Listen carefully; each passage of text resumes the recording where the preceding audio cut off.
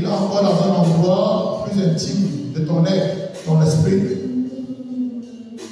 Il demeure avec toi, il habite avec toi. Et il est important pour toi d'avoir conscience de cette vérité-là. Et je vais t'inviter à te disposer et de demander au Saint-Esprit de disposer ton cœur et ton oreille.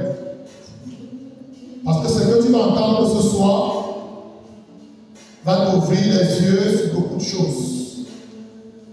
Ça va t'ouvrir les yeux sur ta vie.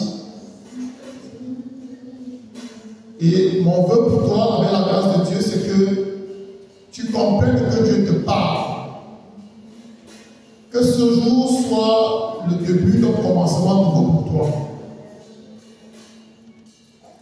Moi, je t'invite vraiment à être très attentif. Viens, Esprit du Dieu vivant, renouvelle tes enfants.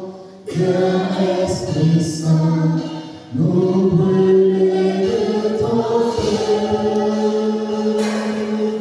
Dans nos cœurs, portez-nous, sur nos lèvres, inspiration.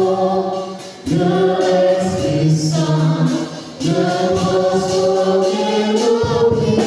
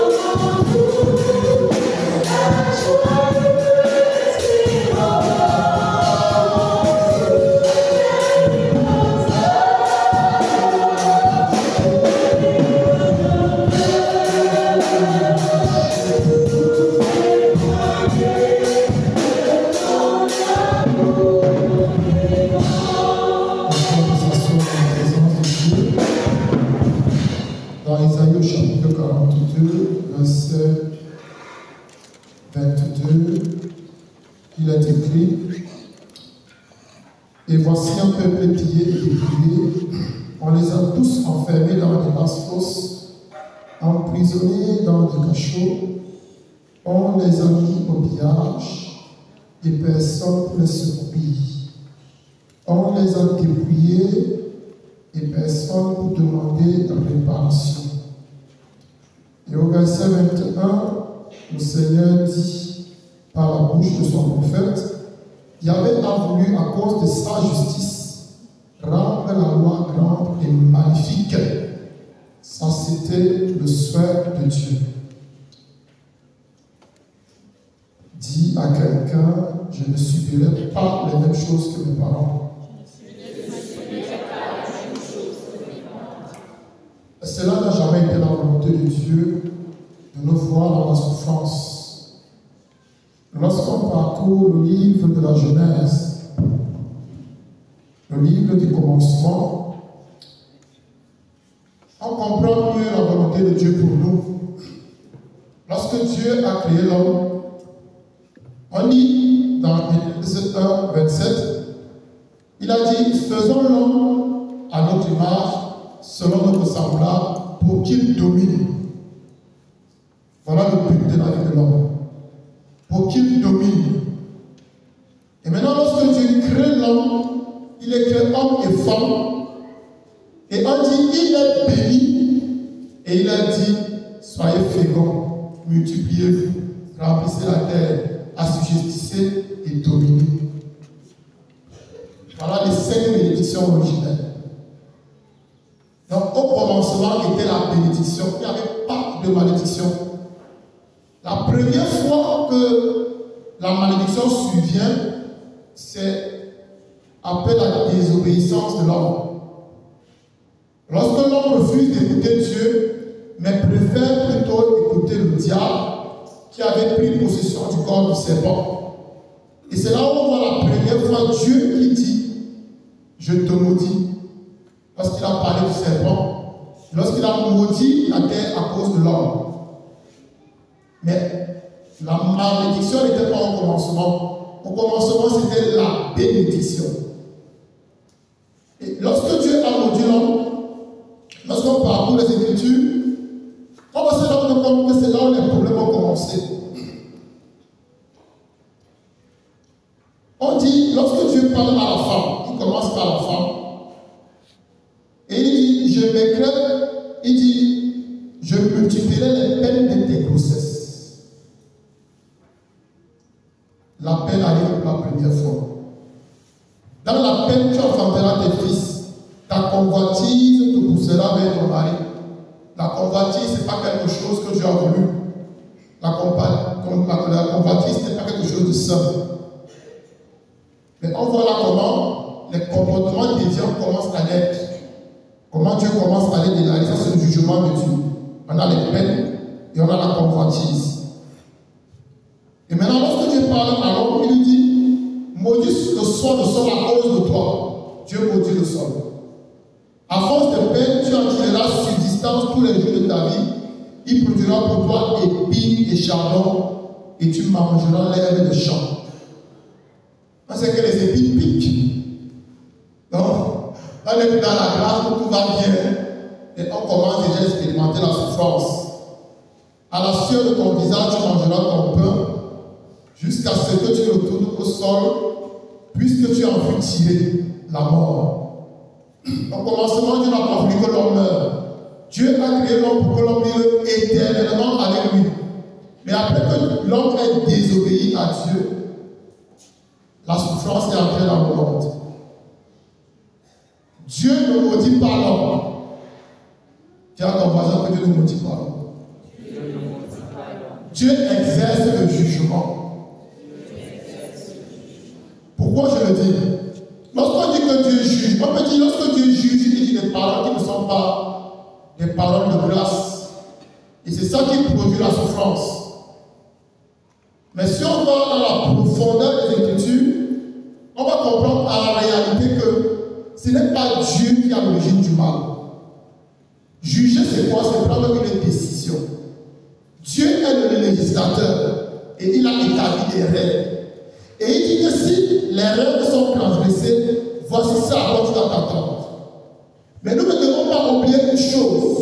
Lorsque Dieu parle au serpent, Jean le dit, lorsqu'il parle à Satan dans le serpent, il lui dit, je mettrai une hostilité entre toi et sa descendance. Ça veut dire quoi? Ça veut dire qu'il y a une personne qui ne veut pas notre Dieu. Amen. Et nous devons en être conscients. Et cette personne-là, il a trois objectifs. La première, c'est de pousser à te rebeller contre Dieu. La deuxième, c'est que tu sois damné à la fin. C'est ce qu'il fait. Et si tu n'es pas conscient de ça, tu vas te faire duper. Maintenant, qu'est-ce qu'on peut attendre par jugement de Dieu? La parole de Dieu nous dit que Dieu est lent à la colère. Nous sommes d'accord avec ça. Lent à la colère, pourquoi? Parce que Dieu te donne le temps de te repentir. Et c'est pour cela qu'il va exercer son jugement de manière lente et progressive. Dieu a sur tout un chacun sa main protectrice. Et au fur et à mesure que tu te détournes de lui, il enlève progressivement sa main. Et lorsque Dieu enlève progressivement sa main, l'autre aussi gagne du terrain. Maintenant, il y a des domaines que Dieu a ouverts. Et il a dit, voici les domaines de la vie de mes enfants que tu peux toucher. Amen. Regardons avec Jean. On dit qu'avant que Dieu ne ôte la barre de protection qui avait tout de genre, la vie de Jean n'était pas de problème. Mais l'homme allait se plaindre. Il a dit que non, Jean te sert parce que tu as établi une haine autour de lui et de sa famille. Maintenant, Dieu dit, ok, je vais enlever la haine de protection, mais ne touche pas son âme. Amen. Dieu a la possibilité, en tant que créateur, de permettre les choses. En réalité, le jugement de Dieu, c'est quoi? C'est que Dieu permet à ton ennemi de faire des choses dans ta vie. Et généralement, qu'est-ce que Dieu fait? Il circonscrit le périmètre. Nous allons voir dans le livre des rois, avec ce qui a arrivé à Jéroboam.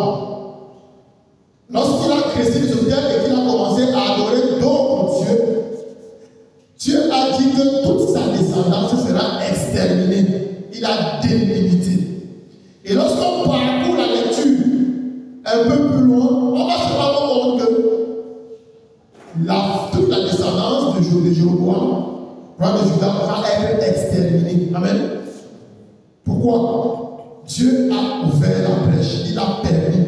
Mais ce n'est pas Dieu qui les a exterminés.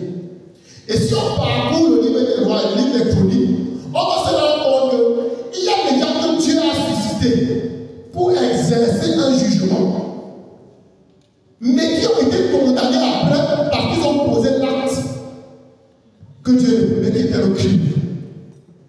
Mais comment Dieu peut-il te susciter et après te condamner? Et je regarde sur Pharaon. La Bible nous dit que Dieu a endurci le cœur de Pharaon, nous sommes d'accord. Mais pourquoi Dieu juge donc Pharaon alors que c'est lui qui a endurci son cœur? Mais si on comprend bien ce que ça signifie, on va comprendre que Dieu a juste enlevé sa main. Il a juste permis à notre ennemi à tous, qui est Satan et ses démons, d'agir. Et maintenant, notre esprit peut coopérer à ce que Satan nous suggère. Et c'est pourquoi je vais vous dire que la malédiction provient de la désobéissance à Dieu, de Satan et de ses agents. J'insiste là-dessus. Satan et ses agents. Troisièmement, par un homme. Ça peut être toi-même. Et ça peut être une personne qui a autorité sur ta vie. Et c'est pour cela qu'il faut faire très attention aux personnes qui ont autorité sur nous. Ou bien aux personnes à qui nous conférons une autorité sur notre vie. Amen. Et si tu comprends les sources de la malédiction, les origines, tu vas comprendre pourquoi il n'est plus normal que tu subisses la même chose que tes parents. Amen. Et dans le livre d'Isaïe, au chapitre 53, Isaïe 53, on va le lire, je veux qu'on le lise, pour qu'on comprenne bien.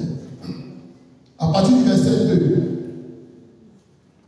il est calé, ce n'est pas calé, je vais le lire moi-même.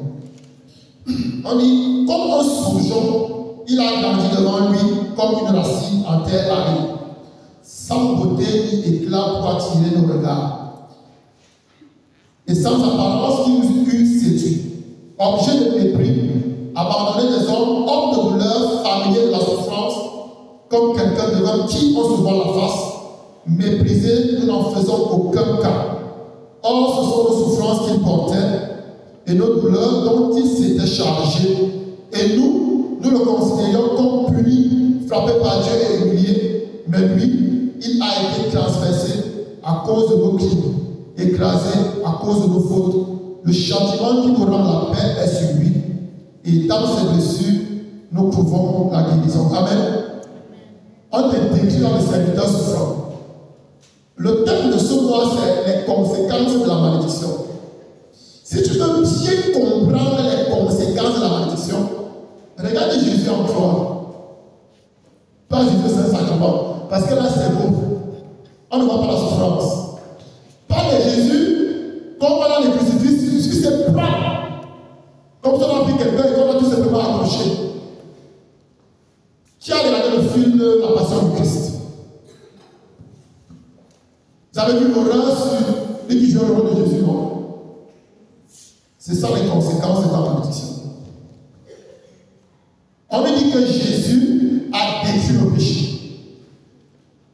Sans péché, il n'y a pas de malédiction, on est d'accord avec ça? Sans péché, il n'y a pas de malédiction. La malédiction est une conséquence du péché. Et Jésus, en détruisant le péché, a détruit la malédiction. Et la parole de Dieu nous dit dans Galates, au chapitre 3, à partir du verset 14 et suivant, que Jésus s'est fait malédiction pour nous. Et là, on parle de malédiction de la loi, qui va nous renvoyer dans Deutéronome 28. Mais si vous regardez toutes les malédictions dans Deutéronome 28, je vous invite à aller faire des recherches de la Genèse à l'Apocalypse.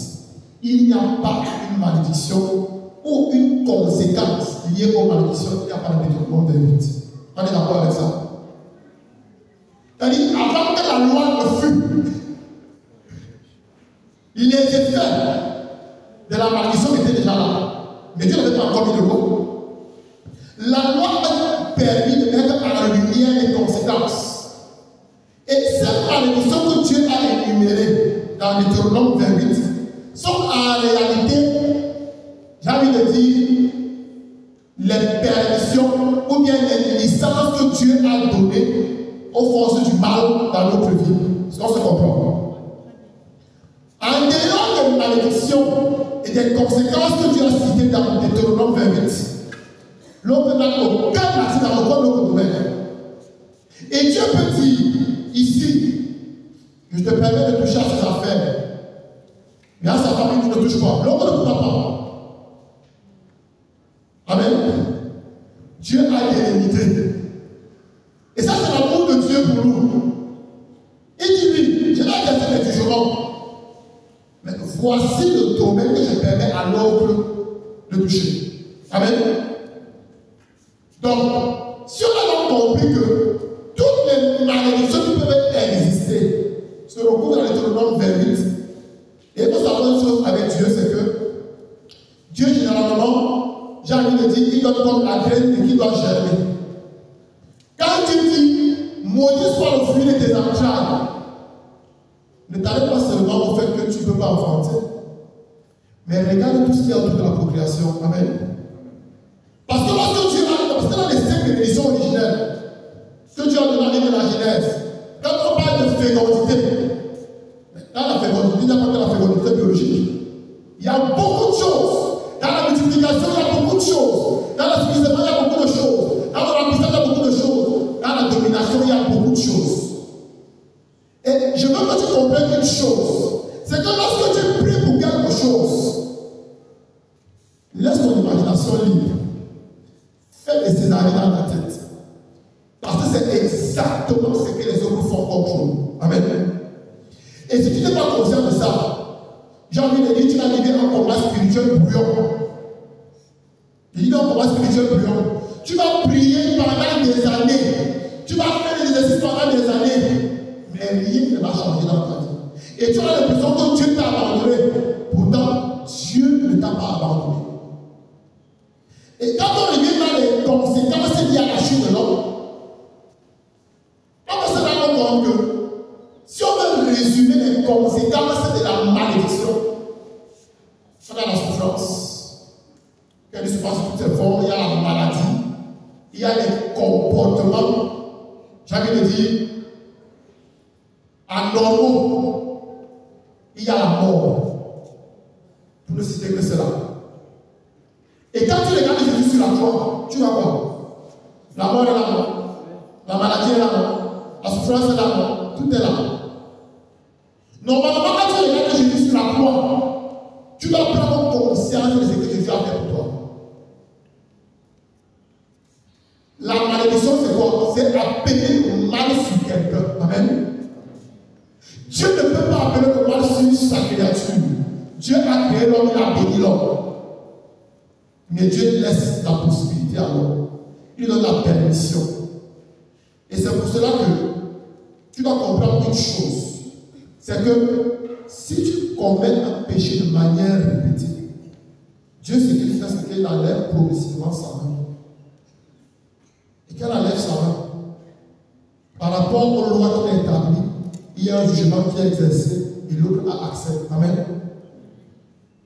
Quand on voit l'histoire des descendants de David, et même tous ceux qui ont succédé à Jéroboam sur le trône d'Israël, on va se rendre compte que Dieu émettait toujours une sentence.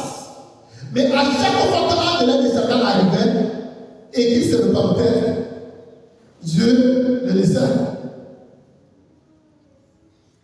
Est-ce qu'on peut donc dire que Dieu est un Dieu dur? Était un Dieu sévère. Parce que lorsqu'on regarde dans l'Ancien Testament, on va dire que non, Dieu, ça a été très dur. Dieu n'était pas dur. Celui du Nouveau Testament, il est trop miséricordieux. Tout ce qu'on faisait à Jésus, ce moment-là, il pardonnait. Mais c'est le même Dieu. Tu dois savoir que de la même manière que Dieu est miséricordieux, c'est un Dieu de justice et de jugement. Donc ne pense pas que tu vas faire des choses, parce qu'on dit que Dieu est miséricordieux, tu vas continuer. On dit bien que l'âme à la colère, plein de tendresse. Il est vraiment plein de tendresse, il est plein de compassion. Mais on continue en disant, il punit la faute des pères sur les fils jusqu'à la 3e et 4e génération. Tu dois savoir que Dieu est aussi un Dieu de jugement.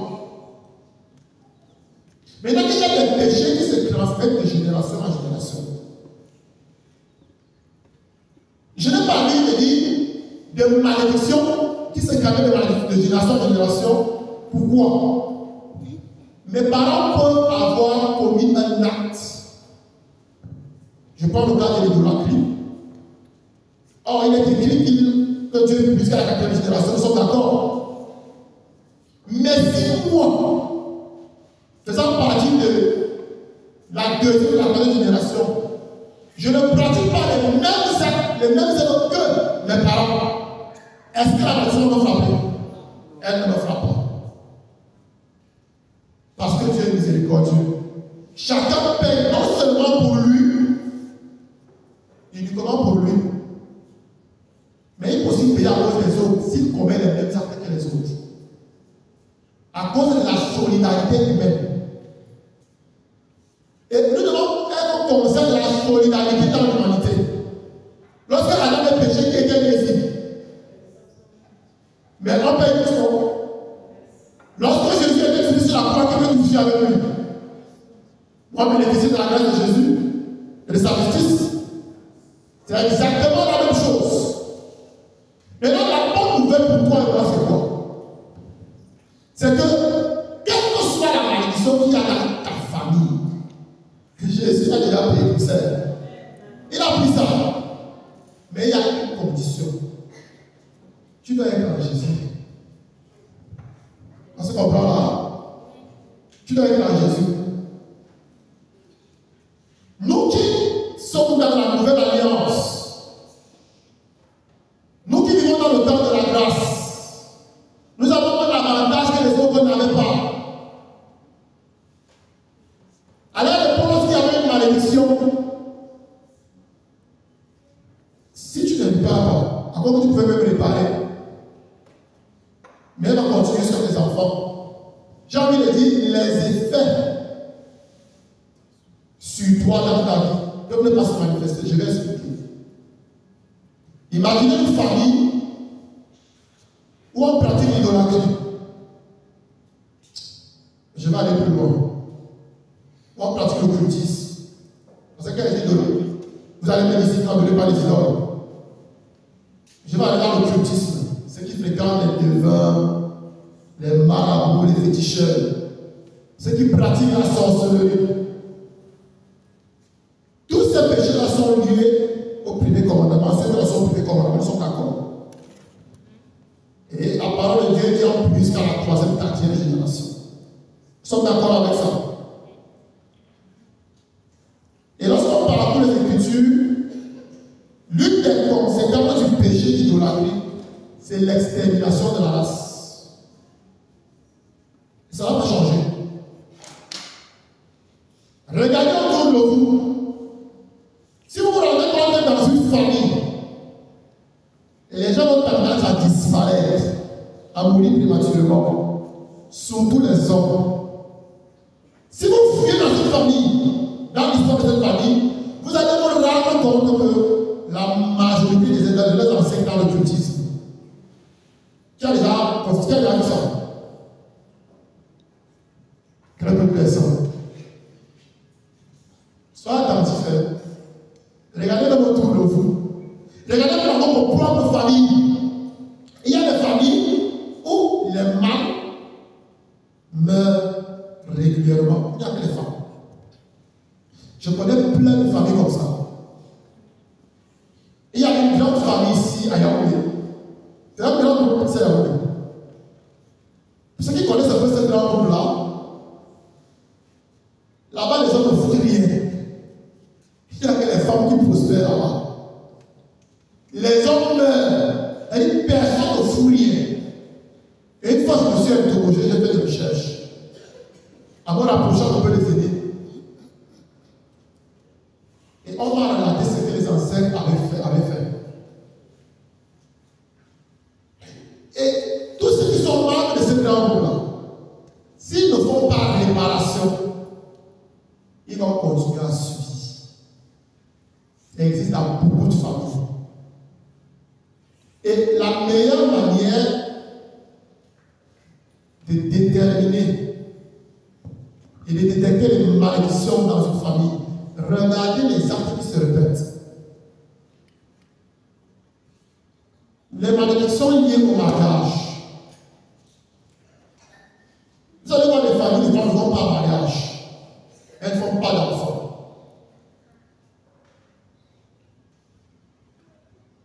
Pour la mère, c'est pareil.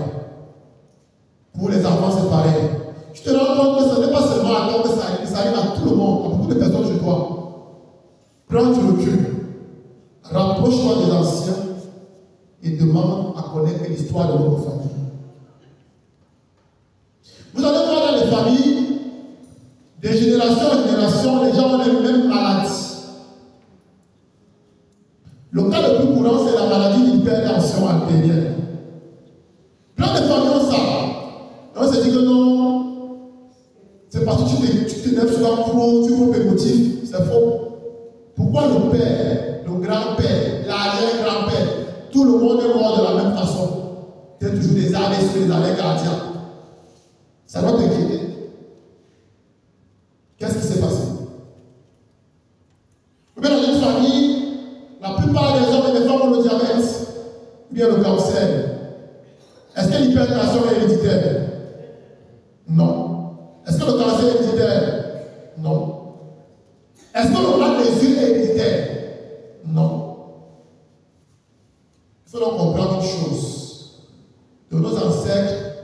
on hérite sur le plan physique, même comme sur le plan comportemental.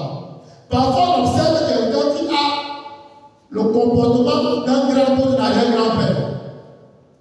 Donc, c'est pour la question qu'il a fait comment. C'est pour cela que si tu avais des ancêtres qui ont pratiqué l'idolâtrie, l'occultisme, et que toi, tu ne fais pas attention, tu vas pratiquer exactement la même chose. Je ne veux pas lire l'histoire des rois d'Israël et de Juda. Je vous invite à lire le livre des rois électroniques à partir du chapitre 21. L'idolâtrie dans la descendance de David a commencé avec Salomon.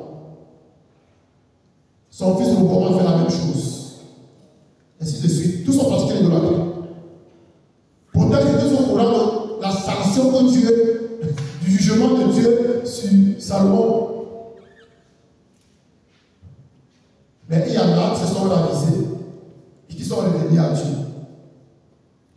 Dieu a suspendu ce qu'il avait prévu. Mais le caractère reste. Lorsqu'il y a une malédiction, je peux me repentir et revenir. Mais le caractère, le comportement qui a conduit au péché, à l'origine de la malédiction demeure. Les gens de l'Ancien Testament ne pouvaient pas régler ce problème. Mais toi qui es en Jésus, tu peux crucifier ce comportement-là. Amen. C'est l'avantage que nous avons en Jésus-Christ. C'est que je peux dire, Seigneur, tel comportement qui n'est pas bon, je le décris pour qu'il ne passe pas à ma descendance. Telle maladie que j'ai sur moi et qui est la conséquence de telle malédiction, comme tu as brisé cette malédiction, Jésus, je crucifie ce comportement-là. Et c'est là que mon combat spirituel commence. Jésus a fait sa part. Il a pris sur la malédiction qui pesait sur toi. Et il faut comprendre une chose. La malédiction est comme un voile qui empêche les bénédictions de venir dans ta vie. Et tu dois ôter ce voile de la malédiction. Mais, pour que tu puisses le faire, tu dois être en Jésus, qui a reçu ce pouvoir. Quand je parcourais les Écritures, je me suis rendu compte d'une chose, c'est que tous ceux qui ont pratiqué l'idolâtrie et qui étaient sur le coup des malédictions, et ils adoraient juste les dieux là. Mais ils ne faisaient pas le job avec eux. Mais toi et moi, qui sommes africains, le grave c'est que non seulement nos ancêtres ont adoré les idoles, mais ils ont fait des transactions spirituelles avec elles. Est-ce que tu me comprends? J'ai lu le livre, c'est que le Seigneur dit dans Isaïe. Il dit que on les a enfermés, mis dans des fosses, dépouillés, personne pour dire restitue. Nos ancêtres, qu'est-ce qu'ils ont fait? Lorsqu'ils sont allés adorer leurs idoles, pour avoir soit la prospérité, soit le pouvoir, ils ont vendu quelque chose. Vous devez savoir que Dieu, lorsqu'il bénit l'homme, il donne tout. Que tu crois en Dieu ou pas, le fait que tu sois un homme, les 5 bénédictions originelles sont pour toi. Mais tant que tu n'es pas en Jésus, c'est la cause du roi Péto, il fait comme il veut, il peut voler comme il veut. Maintenant que tu adhères à Jésus, tu jouis des promesses meilleures. Donc, de tout ce que tu as fait avant, dans les 5 bénédictions originelles, et bien plus encore. Mais l'avantage pour toi qui es chrétien, c'est que l'homme ne peut pas venir s'amuser avec ce que tu as reçu.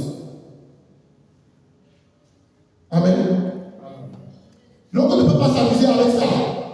Pourquoi? Parce qu'il y a quelqu'un qui joue le rôle de gardien, c'est Jésus-Christ, ton berger. Vous allez voir dans les familles, des femmes n'enfantent pas.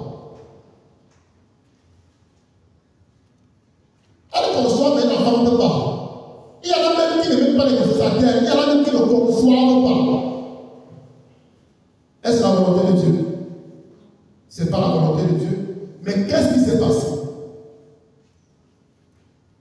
Tes enfants ont été vendus. Et tu vas te dire que non, c'est pas l'église familiale. Mon père, ma mère, les grands-parents, les tantes, les sœurs, les cousines, tout le monde a subi la même chose. Mais je vais te dire une chose. Il y avait une malédiction sur Abraham. Sa femme Sarah ne faisait pas d'enfant. Ils sont d'accord, non? Abraham et Sarah ont leur premier fils. Abraham a 100 ans, Sarah a 90 ans.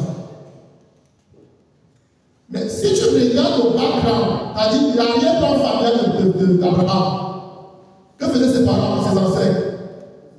C'était ils adoraient les idoles. Maintenant, Isaac arrive. Le même cycle de le prendre. Rebecca, ma femme, ne conçoit pas. On dit qu'elle est stérile. Isaac crie à Dieu. Il présente à Dieu l'alliance qu'il a faite avec son père. Et on dit que Dieu se souviendra de lui. Il exauça. Elle a conçu les jumeaux. Vous voyez ça? Et il y a une malédiction qui pèse. Mais à cause de l'alliance d'Abraham, il demande qu'il soit pour ne pas subir la même chose. Dieu avait pourtant dit à Abraham que ta descendance sera nombreuse. Mais comment se fait-il que, à plus de 40 ans, Isaac n'a pas de descendance? Et il fallait qu'il prie pour que sa femme enfant. C'est cohérent. C'est cohérent. Ça veut dire que si tu n'ouvres pas la bouche pour crier à Dieu, tu n'auras rien. C'est-à-dire, s'il y a une malédiction sur ta vie, si tu ne cries pas à Dieu, mais fais comme Isaac. Il s'est souvenu de l'alliance de Dieu avec son père. Mais toi, tu as une alliance meilleure. Quelle est l'alliance que Dieu a fait avec toi? Elle l'a fait à Jésus-Christ. Et on te dit que cette alliance est meilleure. Elle est basée sur les meilleures promesses. Quand ta famille te rend compte que personne n'enfant, toi tu n'enfantes pas. Crie à Dieu. Fais le souvenir de l'alliance qu'il a avec toi à travers Jésus. Mais je vais te dire quelque chose. J'ai envie de dire, quand on est en Jésus, normalement on ne subit plus les conséquences de la malédiction. Dès que j'ai dans une malédiction, je m'en vais à la croix. Je me plains. Pour ce qui est des malédictions qui se répètent de génération en génération, dis à ton voisin, il y a 3 choses à faire. La première, c'est tu demandes pardon pour tes ancêtres. La deuxième, pour toi. La troisième, tu renonces à la mauvaise action. La quatrième, tu exerces l'autorité pour briser la malédiction. C'est tout. Hein? Si tu identifies une malédiction générationnelle chez eux, tu demandes pardon pour tes ancêtres, ce qu'ils ont fait. 2, pour toi. 3, tu renonces à tout ce qu'ils ont fait, car tu brises la malédiction de ton autorité. Et c'est tout. Tu déclares les malédictions de Dieu sur ta vie. Les malédictions générationnelles, ce n'est pas moi qui ai commis la faute. Ce sont mes ancêtres. Moi, je subis parce que j'ai le même sang qu'eux. C'est différent de la malédiction que toi-même, tu allais contracter. Ou bien que quelqu'un t'a maudit.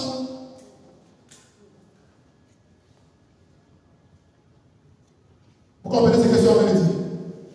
Les malédictions ne se font pas de la même manière. Pourquoi tu ne subis pas ce que tes parents ont subi? 1, tu identifies cela. 2, quelle était la cause? Tu demandes pardon au Seigneur pour ça. Tu demandes pour eux et pour toi-même. Tu renonces à ça, tu es dans ce que tu brises et tu déclares ce que tu dois faire. C'est simple. On ne doit plus souffrir des malédictions. Ce n'est pas normal. Ce n'est pas normal. Vous allez voir dans certaines familles, ça fait était devenu très courant. À l'époque, qu'est-ce que les gars faisaient? Lorsqu'une fille ne concevait pas, ça alertait. Elle pouvait concevoir, mais elle n'arrivait pas à terme avec la grossesse.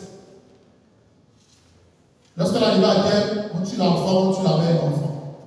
Le fois reste avec quelqu'un. Ils sont devenus plus vicieux. Dis à ton voisin, ils sont dangereux. Qu'est-ce qu'ils font maintenant? Ils vont vous faire avoir des kystes, les myomes. Si tu as ça, prends le pic de la feuille. Tu commences à regarder autour de toi. Est-ce que j'ai des cousines, des sœurs qui ont le même problème? Tu notes. S'il y a 2, 3, 4 personnes, tu notes ce problème d'attaque. Et vous allez voir même des filles maintenant, elles ne rêvent plus. Et voilà l'histoire d'une chrétienne. Je dis bien chrétienne. Quand elle dit chrétienne, ça veut dire que c'est comme vous appelez chrétien pratiquant. Mais il n'y a pas de chrétien pratiquant, un chrétien est pratiquant. Une fille chrétienne,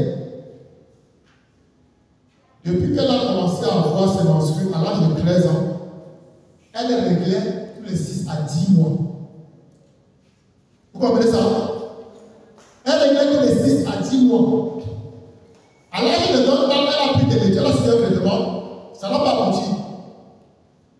Comme elle était célibataire, elle a mis les choses de côté. Voilà maintenant qu'elle est dans la quarantaine. Et un jour, elle écoute un enseignement sur les malédictions. Et elle fait la prière pour briser les malédictions. Quelques temps plus tard, elle sent le besoin de commencer à noter le jour de ses menstrues. Et lorsqu'elle commence à noter le jour de ses menstrues, elle se rend compte que ça vient maintenant de manière régulière entre 26 et 28 jours. Mais pendant des années, c'était tous les 6 à 10 mois. Est-ce qu'avec ça, tu peux faire des enfants? Tu ne peux pas. Et ils sont très subtils. Ils vont faire peut-être une seule année de ça. Les autres seront les kystes et les myomes. Les autres, c'est qu'elles vont concevoir, ils ne vont pas mettre la grossesse à terre. Les autres, c'est qu'elles vont enfanter, mais l'enfant va mourir. Dès que tu identifies ça, tu notes, tu commences à fouiller. Mais ce que je vais te dire, c'est que généralement, c'est lié au péché d'occultisme. Tout ce qui est sorcellerie, spiritisme, divination. Donc, c'est dans ta famille. On fréquente les marabouts. Et que tu as cette connaissance-là que tes parents, tes grands-parents fréquentaient les marabouts. Commence déjà à te partir de ça. Et demande pardon pour eux. C'est un indice. Il y a des familles où les gens sont tous alcooliques, de génération en génération. Ce n'est pas normal. Vous allez dire que non, ils boivent le vin, ils sont forts. Mais quand tu es ivre, la suite c'est quoi? C'est l'impudicité. Regardez l'histoire de David. Je suis sûr que ce jour-là, David était un peu sous. Parce qu'il a vu Bethsabée. Il a désiré la femme de Dieu. Et on a vu la conséquence de sa descendance. C'est-à-dire cette convoitise-là l'a poussé à commettre l'adultère et à commettre un crime. Et Dieu a dit, dans ta descendance, l'épée ne quittera plus ta maison. Et lorsqu'on va aller voir l'histoire du roi Joas, on va se rendre compte que tous ses frères ont été assassinés par sa grand-mère Nathalie. Il y avait une malédiction où Dieu a dit, un jugement de Dieu sur la maison de David, l'épée ne quittera pas ta maison à cause du crime qu'il a commis en faisant tuer Uri. Et on va voir comment le péché de désordre sexuel parcourt la descendance de Moïse, de David. David a beaucoup de femmes. Salomon, on dit les femmes et les concubines. Si tu veux concubine, c'est 10 ans. Vraiment, de manière terre à terre. Ça veut dire qu'il avait des femmes et il avait des femmes à côté. L'adultère, la fornication, c'était courant dans la descendance de David. Et quand on regarde tous ses descendants, toutes les personnes qui ont succédé sur le trône, c'était ça. Mais lorsqu'on monte l'histoire de David un peu plus haut, on se souvient qu'il avait une grand-mère qui était prostituée. Qui connaît son nom? Rahab. Vous connaissez la prostituée, non? C'est la grand-mère de David. Vous voyez comment ça suit? Mais dis à ton voisin qu'on peut ne pas subir ce que nos parents ont subi. Je te parle d'un homme. Joseph de Nazareth, l'époux de la Vierge Marie, le père du Messie de Jésus. On est tous d'accord qu'il est la descendance de David. Et lorsqu'on regarde la généalogie de Joseph, alors dans Matthieu 1, vous allez vous rendre compte que tous ces rois qui ont pratiqué l'idolâtrie, tous ces rois qui étaient impudiques, étaient dans la lignée directe de David, de Joseph. Mais Joseph n'a pas subi tout ce que ses ascendants ont subi. Il n'a pas eu d'autre femme, il n'a pas eu de concubine, il n'a même pas été polygame.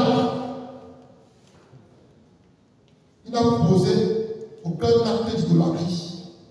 Lisons la généalogie de Jésus. Écoutez attentivement.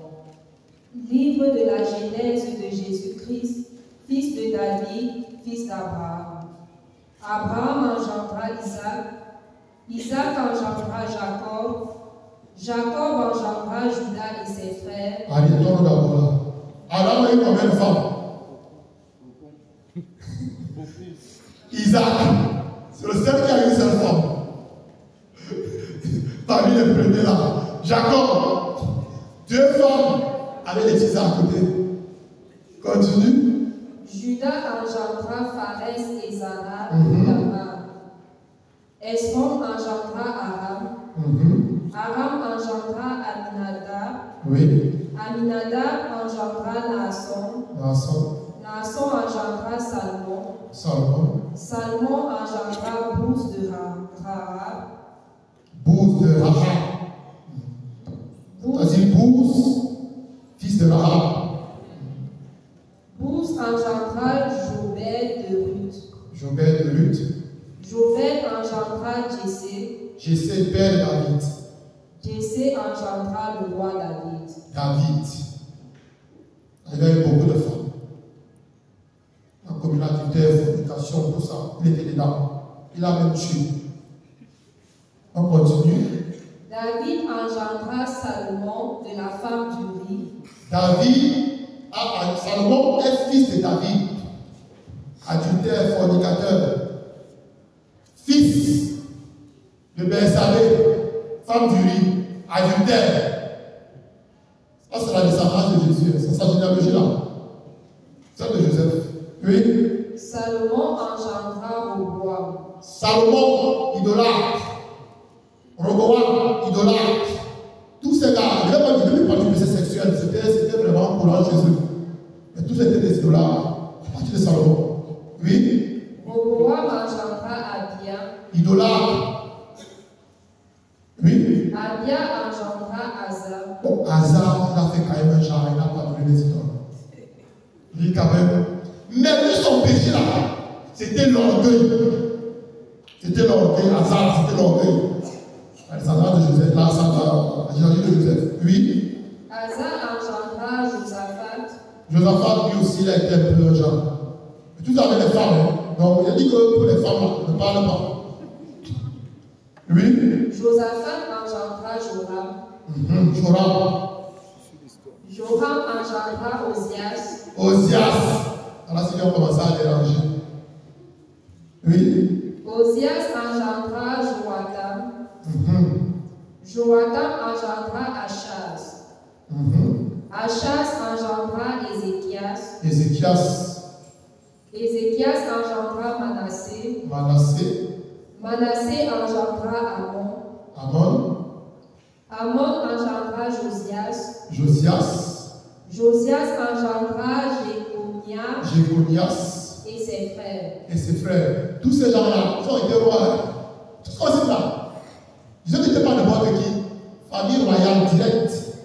Ils n'avaient pas de détour. Oui. Ce fut alors la déportation à Babylone. Vous savez pourquoi les déportés à Babylone? Les sept.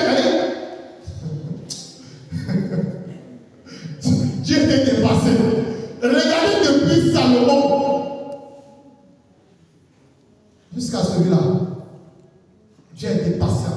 Il a dit que vous avez dérangé. Parce que du côté d'Israël, vraiment, là-bas, Dieu allait lever la main. Acheter la main pour espoir. Mais ils ont dérangé avec les Babylone.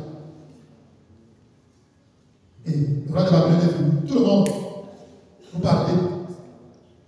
Tout le monde. On dit qu'on a tué. C'est les espions qui sont partis à Babylone. On dit qu'on a exterminé. Femmes, enfants, vieillards, bébés, le monde, on tue tout le monde. C'est les survivants qui sont allés en captivité. L'idolâtrie. Ils vont en captivité, ils le viennent. Oui. Après la déportation à Babylone, Jéconias engendra Salaciel engendra Zorobabel. Oui. Zorobabel engendra Abiud engendra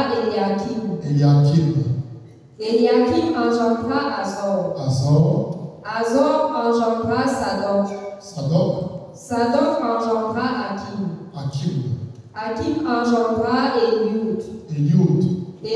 Eliud engendra Éliazar engendra Matan engendra Jacob engendra Joseph. Époux de Marie.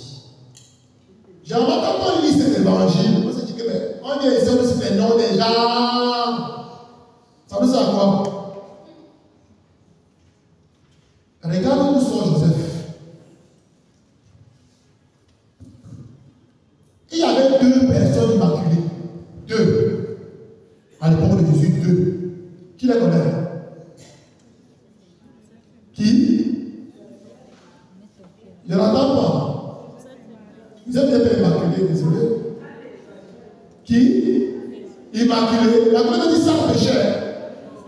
Jésus et Marie, c'était les seuls.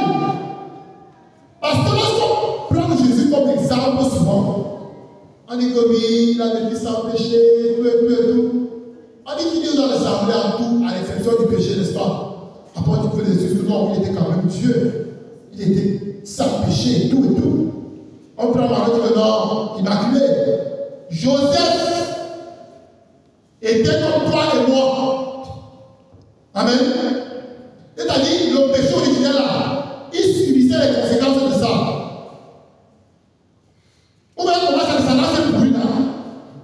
Si on fouille même dans vos généalogies là, je ne pense pas qu'il y a, il y a même pire que celle de Joseph.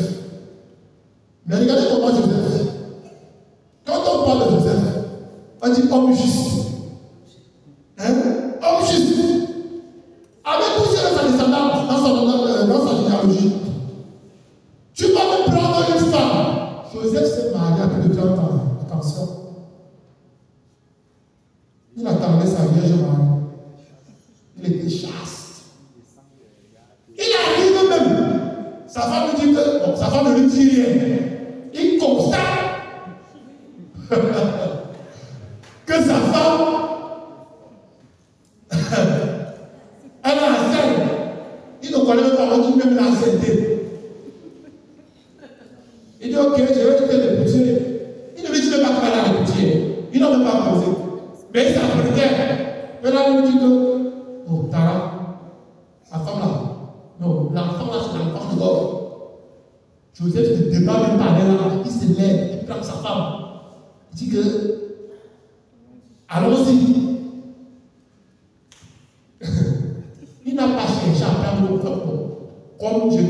touché, c'est quand même. Je vais prendre une autre femme.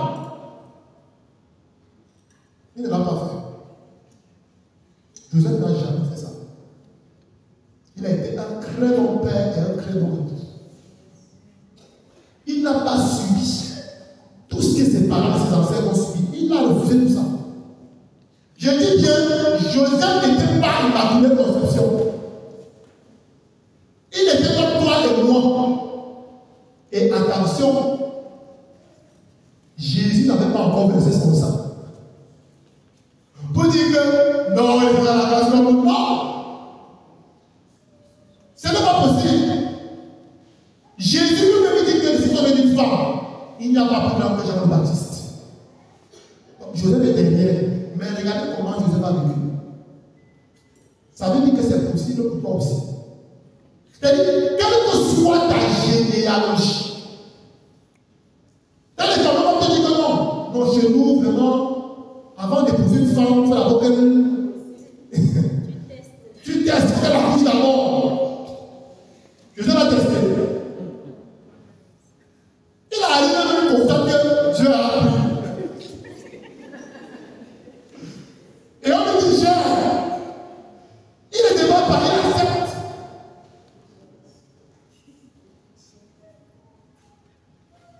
Maintenant, je te pose une question. Est-ce qu'il est possible de ne pas subir ce que nos parents ont subi?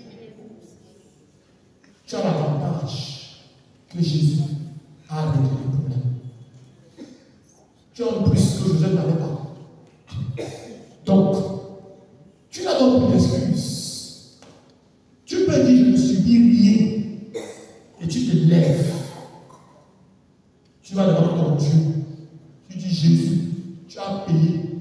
Tu as plus qu'à la maison, tu payes le 50 €. Moi, je ne suis pas les anciens qu'on fait. Moi, je renonce. C'est que mes parents ont subi. Moi, je ne vais pas subir la même chose. Que Dieu vous bénisse. Amen.